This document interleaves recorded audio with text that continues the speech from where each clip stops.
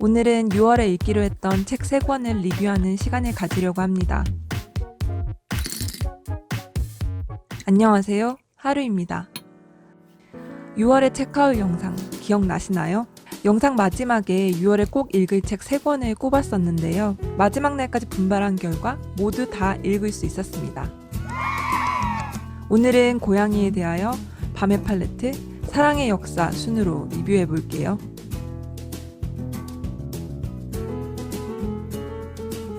고양이에 대하여를 이야기하려면 작가인 도리스 레싱에 대해 먼저 이야기하고 넘어가야 할 것 같아요. 레싱은 현대문학을 대표하는 영국 작가로 2007년 노벨문학상을 수상하기도 했습니다. 유명한 작품으로는 다섯째 아이, 금색 공책, 플리프는 노래한다 등이 있어요. 그녀는 조금 특이한 성장 과정을 거쳤는데요. 유년 시절을 다양한 국가에서 보내야 했어요. 특히 6살에 가족과 함께 현 짐바브웨로 거주해 오랫동안 머물렀습니다. 식민지 국가에서 영국인으로 살면서 목격한 인종차별과 성차별이 그녀의 작품 세계에도 큰 영향을 미쳤어요. 이런 이야기가 더 궁금한 분들에겐 플리프는 노래한다 라는 책을 추천합니다. 그럼 독서노트 기록을 함께 보면서 고양이에 대하여 이야기를 본격적으로 해볼까요? 이 책은 작가가 만났던 고양이들에 대한 이야기를 모은 산문집이에요. 첫 번째 챕터인 특히 고양이는 이 가장 많은 분량을 차지하는데 아프리카에서 살 때 고양이를 키웠던 이야기와 20년이 지난 후 영국에서 고양이를 키우는 이야기가 이어집니다. 아프리카에서 살던 이야기는 인간이 고양이를 키운다기보다 고양이가 사는 자연에 인간이 끼어든 느낌이 들었어요. 인간이 인위적으로 개체수를 조정하지 않으면 어마어마한 속도로 늘어나는 고양이들에 대한 묘사가 나오고 그런 고양이를 죽이는 이야기가 나옵니다. 작가는 이것을 고양이 홀로코스트라고도 불러요. 고양이에 대한 산문집이라면서 책의 시작부터 그런 장면들이 나와서 정말 놀랐어요. 그런데 다 읽고 나니 이 책을 관통하는 질문은 인간과 동물이 함께 사는 세상에서 인간이 동물의 삶에 어디까지 개입해야 하는지 였습니다. 이 질문을 화두로 던지기 위해 짐바브웨에서 살았던 기억에서부터 이야기를 시작한 것 같아요. 성인이 되어 반려묘를 키우게 된 이야기는 공감이 가는 장면이 많았어요. 최근 집 근처에 자주 나타나는 길냥이들과 아는 사이가 되었는데요. 그 아이들을 관찰하면서 느꼈던 감정과 비슷한 이야기가 많이 나와요. 사랑스럽고 까칠한 양이를 좋아하고 반려묘와 함께 생활하는 분들은 많이 공감하실 것 같아요. 얼마 전 책 이상하고 자유로운 할머니가 되고 싶어를 정말 재미있게 읽었는데요. 그 책을 읽고 나서 이걸 이어서 읽으니 정말 주변이 고양이 나라로 바뀐 것 같아 2배로 좋았습니다. 한 가지 아쉬웠던 점은 책의 마지막에 실린 옴기니의 말이었어요. 이 책을 번역한 분은 놀랍게도 고양이를 싫어하는 분이세요. 자신이 언제부터 얼마나 고양이를 싫어하는지 이야기하다가 급하게 글을 마무리하는데요. 평생 함께했던 고양이에 대한 글을 읽고 잔잔한 감동을 받은 상태에서 마지막 고양이 비애어가의 냉정한 자기 고백을 읽으니까 이전까지 제가 느꼈던 감정이 갑자기 확 식어버리는 기분이었어요. 그래도 고양이를 좋아하고 도리스 레싱의 담담하지만 서늘한 문체를 좋아하신다면 추천합니다.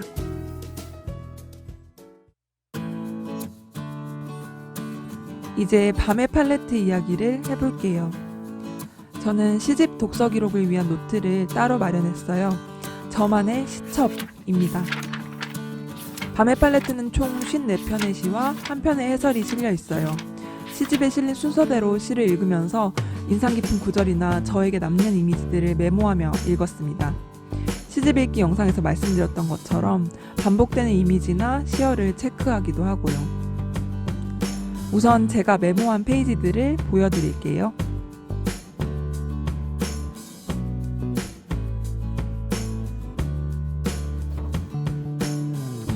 마지막 장에는 시집을 다 읽고 기억에 남는 이미지들을 떠올려 봤어요.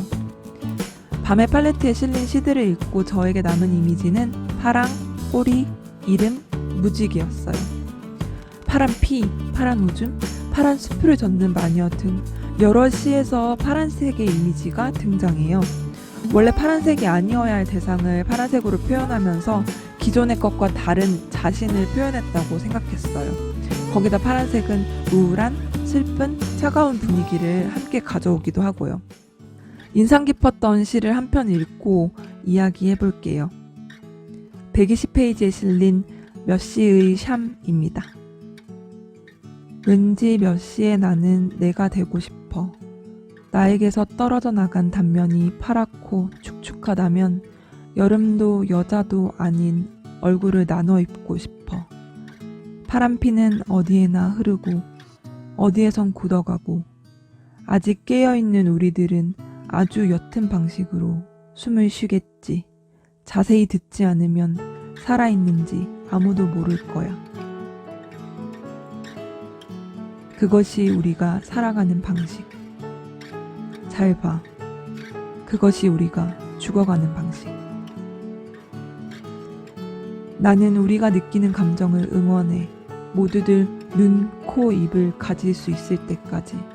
오늘도 싸우고 구르고 부딪히겠지만 보통 사람들은 이 시간에 잠을 자고 아이를 씻기고 물건들에게 이름을 붙여주고 사이좋게 빨래를 널고 물에 밥을 말아먹고 매일 다른 색의 말을 누고 머리 위에 하늘이 있었다는 걸 자주 잊어버리고 자주 울지 않게 되고 그렇게 시시한 어른이 되는 보통 삶을 꿈꾸고 있겠지만 있잖아, 보통이란 뭘까?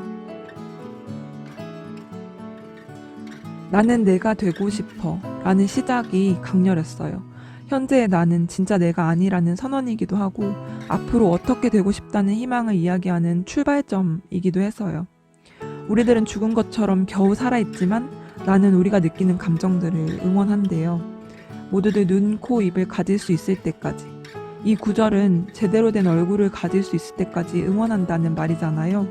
진짜 나로서의 얼굴, 이름을 되찾고 싶어 한다고 느꼈어요. 그리고 시시한 어른이 되는 보통의 삶에 대해 이야기하는데요. 있잖아, 보통이란 뭘까? 이 문장이 마음에 박혔습니다. 다시 기억에 남았던 이미지로 돌아가 보면 여러 시에 나오는 꼴이나 그림자, 단면 같은 단어들이 결국 진짜 내가 아닌 나의 일부를 가리킨다고 생각했어요. 정리하자면 표정과 이름, 진짜 나의 모습을 되찾고 싶은 한 소녀의 이야기라고 느꼈습니다. 파랑색, 무지개, 그리고 팔레트 이미지를 통한 선명한 색감과 감각적인 묘사도 담겨 있었는데요. 마지막에 실린 해설을 읽으면서 제가 미처 읽어내지 못했던 부분도 깨달았어요. 해설의 일부를 읽어드릴게요. 다채로운 사랑에 눈 밝은 사람이라면 어렵지 않게 알아챘을 터이지만 이번 시집에는 유독 무지개에 대한 이야기가 많다. 무지개는 성소수자 혹은 성소수자의 프라이드를 상징하기도 한다.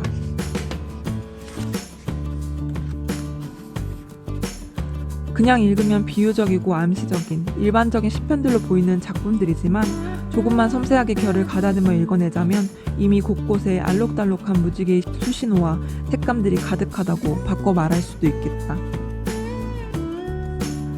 진짜 나의 모습을 찾고 싶은 소녀의 이야기. 아직 모르는 게 많고 사람이 싫어질 정도로 절망적일 때도 있지만 시인의 말에서 이야기한 것처럼 울고 싶을 땐 울자, 힘껏 사랑하자고 말하는 너의 모든 감정을 응원한다고 말하는 시집이었습니다.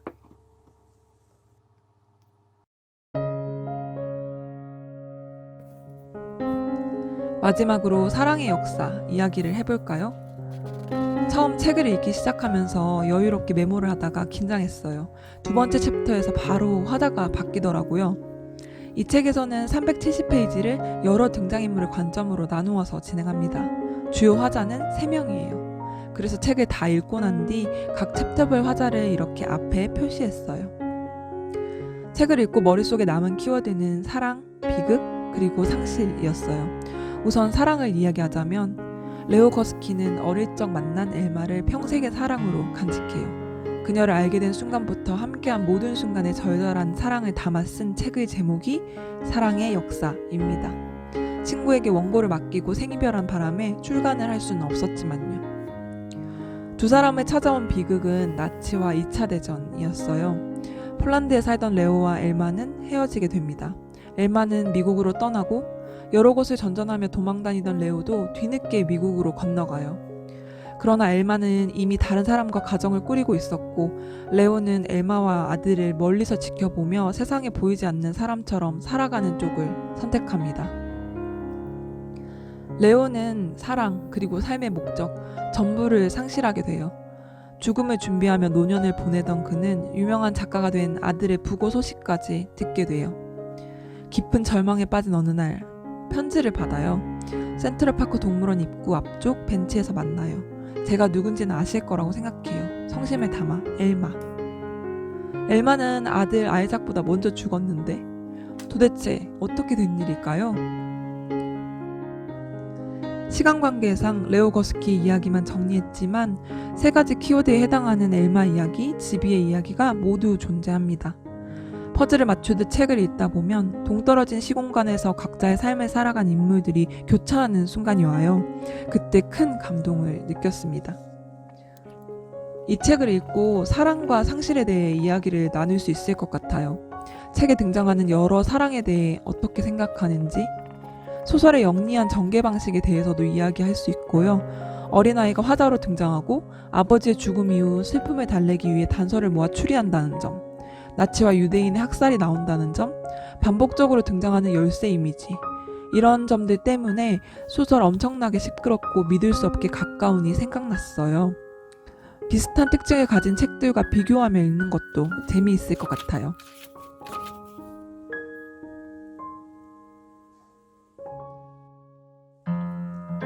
사랑의 역사를 읽기 전에 문학동네 이벤트를 신청했었어요. 연희동 편집가게 글월에서 이 책을 먼저 읽고 편지를 보내주는 이벤트였습니다. 그리고 6월 중순 이런 편지를 받았답니다. 편지는 이렇게 끝이 나요. 사랑의 역사를 읽으며 자주 질문했습니다. 한 사람의 순수함은 저마다 다른 유효기간을 가진 걸까? 레오 거스키의 사랑은 순수로 읽을 수 있을까? 하고요.